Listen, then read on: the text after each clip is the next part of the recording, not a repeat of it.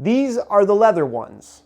The leather Puma One ones. Not to be confused with the synthetic ones. The synthetic Puma One. This video is going to be a good one. Oh my god. What's going on, guys? Josh from soccerreviewsforyou.com bringing you my review plus on-feet video of the brand new Puma One in the Kangaroo leather upper variation, of course in the launch 2018 World Cup Illuminate Pack colorway. Now the regular Puma One, the synthetic variation, I was really impressed with, and I honestly wasn't expecting too much out of them. And I have to say, the Kangaroo leather version might be that little bit nicer, depending on what you like, of course. The quality far exceeds my expectations when it comes to Puma Ones, because I haven't been historically a big fan of them. The One, however, has definitely swayed me in favor of this particular line, because I definitely think that Puma is taking these in the right direction, despite looking kind of weird, because it is an odd looking boot. I think most people will admit that. Anyways, we're gonna go over all the details in today's video, including how they fit and feel on feet. So if you're interested in learning more, please stick around, watch the entire video. And if you are interested in a pair of these for yourself, I'll leave a little pop-up on screen, or you can click the first link down below. That'll take you to the review page on my website,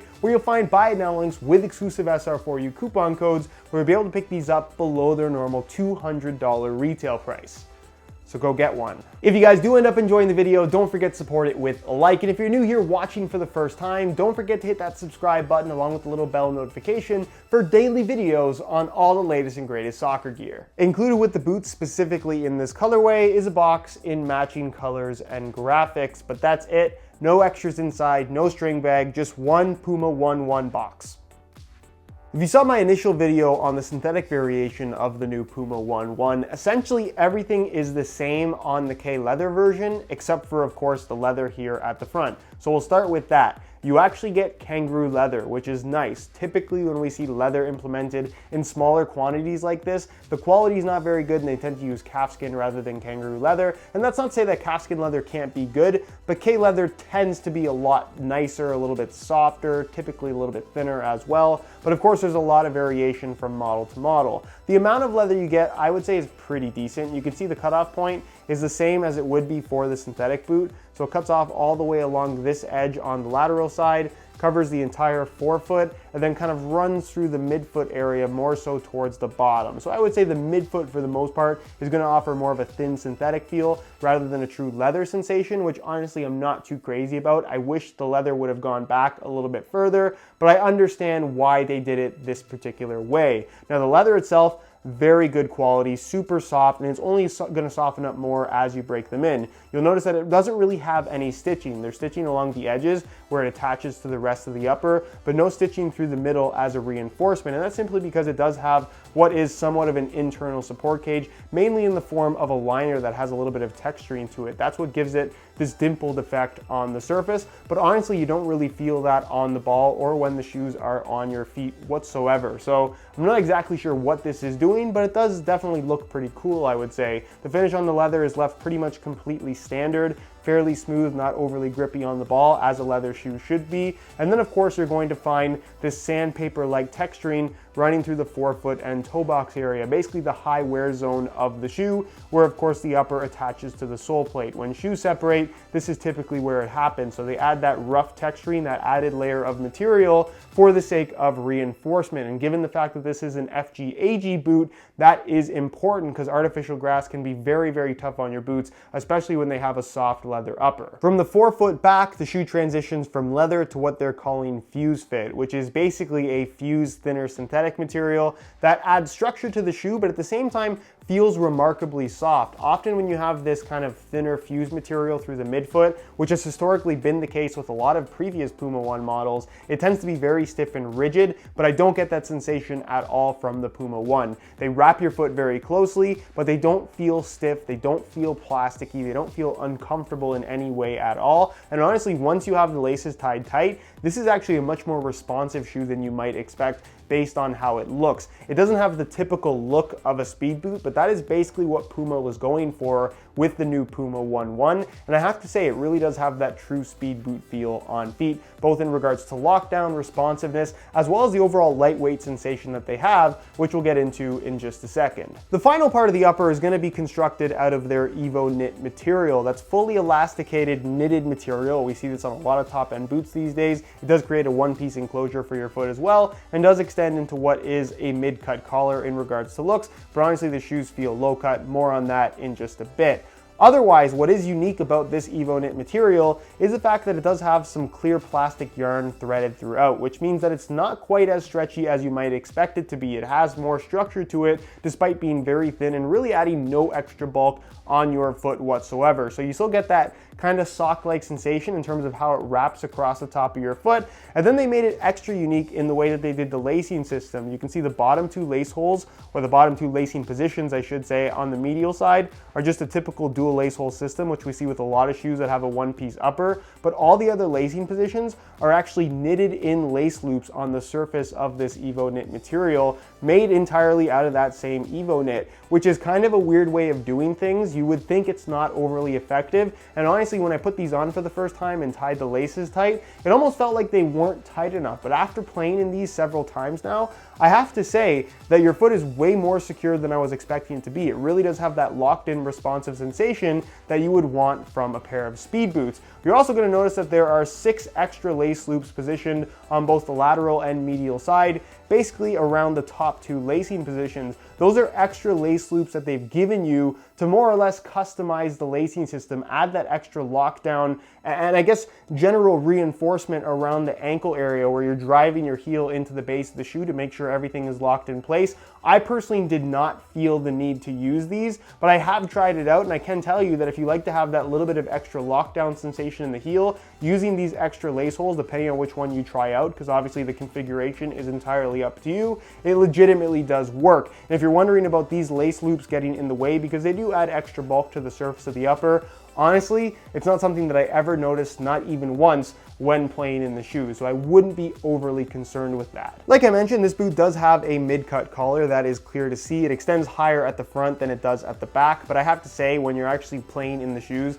they do feel more like standard low-cut shoes. The only thing that is kind of weird about these is that this top lace hole does come up a little bit higher up your leg, or up your ankle, I should say, than most other boots would. So again, there is that extra sensation of heel lockdown because of the design and cut of the lacing system, more so than the collar. I wouldn't say there's any extra ankle support here, but they definitely have a more structured feel around that area of the foot than a lot of other boots do. You're gonna find that they did implement some loops right here at the front and back, kind of to help you put the shoes on, just to stretch out that collar. I really appreciate that, although they do kind of seem a little bit bulky. I think they're bigger than they needed to be. That's just a personal opinion though. And then internally, the overall construction is very similar to that of the Puma Future, where it's a synthetic suede, not just in the heel, that lines the entire inside of the shoe, which makes these feel very soft and comfortable on feet. It's got a decent amount of padding, and as far as heel liners go, it works very well. There's not too much to get used to, there's not too much to break in. They pretty much feel comfortable out of the box, which is ideally what you want. The insole is fully removable and pretty straightforward. It features a synthetic suede lining on top, and it's made from a single layer of this black foam.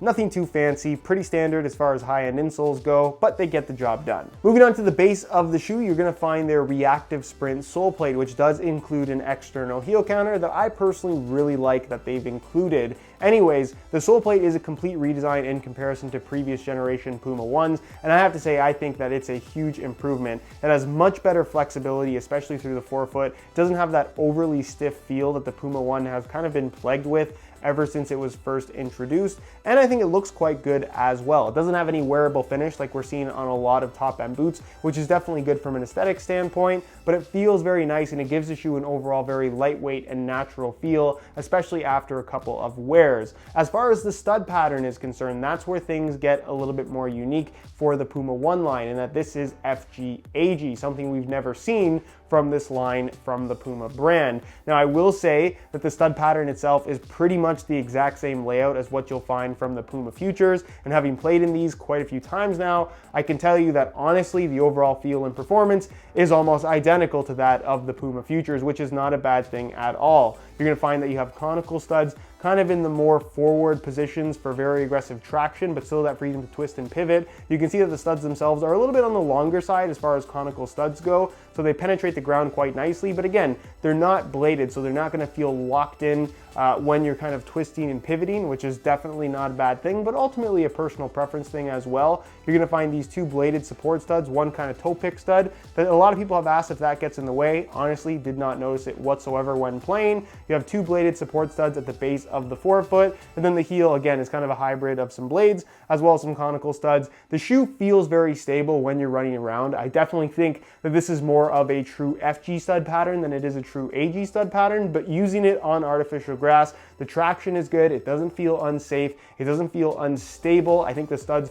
could be a little bit shorter for use on artificial grass, but stud pressure was not an issue, at least not now. I'm not sure how it would fare long term once the shoes break down a little bit, but overall, I really like this stud pattern, and as far as FG AG stud patterns go, I think it's one of the better ones out there right now. As far as weight is concerned, being that the Puma One is being marketed as a speed boot, you would expect them to be quite light. The synthetic version in a size 9.5 US weighs in at about 7.1 ounces, which honestly, I was really surprised with based on how these look. Now, of course, this is the leather version, and we've kind of been led to believe that the leather version of any shoe is always going to weigh more than the synthetic variation, but that is not actually the case. In a size 9.5 US, the leather Puma One weighs in at the exact same 7.1 ounces, meaning that there is no weight difference whatsoever between the leather and synthetic versions. And honestly, as far as weight goes, these are just about as light as any speed boots out there. So as long as everything else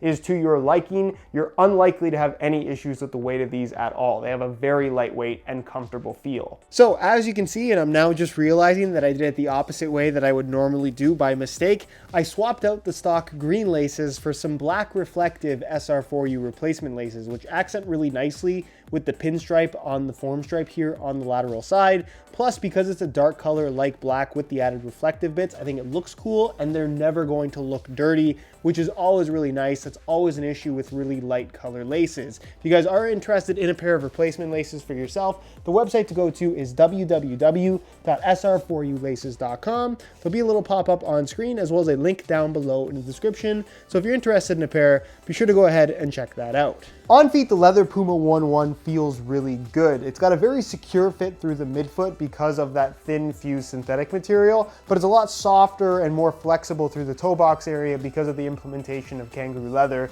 That toe box area is really what's going to be the main difference in regards to fit and feel versus the synthetic variation of the Puma One. I wouldn't necessarily say that one is better than the other. It's really just a matter of personal preference in regards to what you like the fit and feel of. The synthetic one is thinner and has a tighter fit. This has a wider, higher volume fit with, of course, a softer, more padded material, which of course does impact the touch as well. But from a comfort standpoint, I would say that they are equally as comfortable. What I really like about this shoe is just how well it fits in general. This has typically been an issue with a lot of Puma boots with thin synthetic uppers.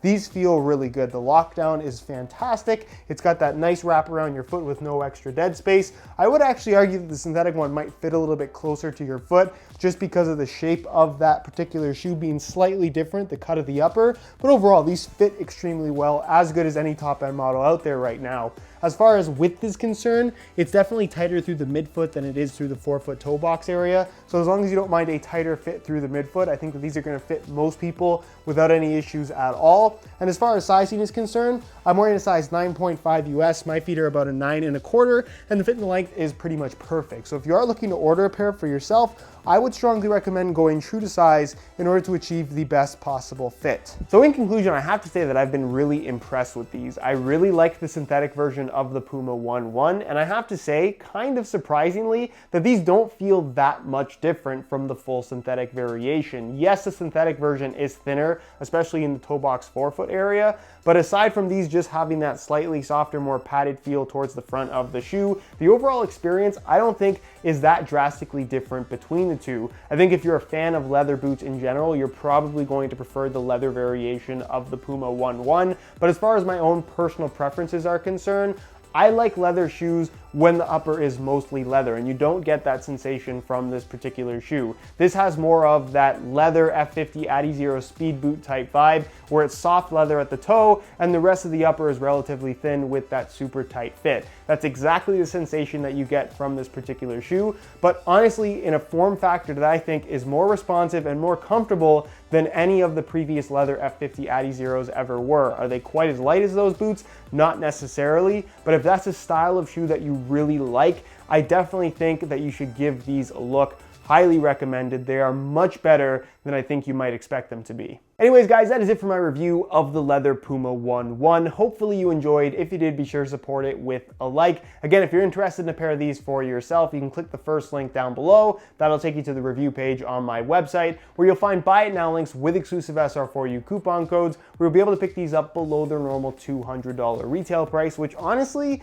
is pretty fair considering that most top-end models are $225 plus these days. Not say that $200 is cheap, but for a boot of this quality, it's just as good as anything that retails for $225 to $300 that's currently available. Anyways, if you guys do have any questions, as always, feel free to ask them down below in the comments, and I'll do my best to get an answer out to you as soon as I possibly can. Subscribe if you haven't already for daily videos on all the latest and greatest soccer gear. You can find all my social media information linked down below in the description as well. And other than that, guys, hope you enjoyed the video, and as always, thanks for watching.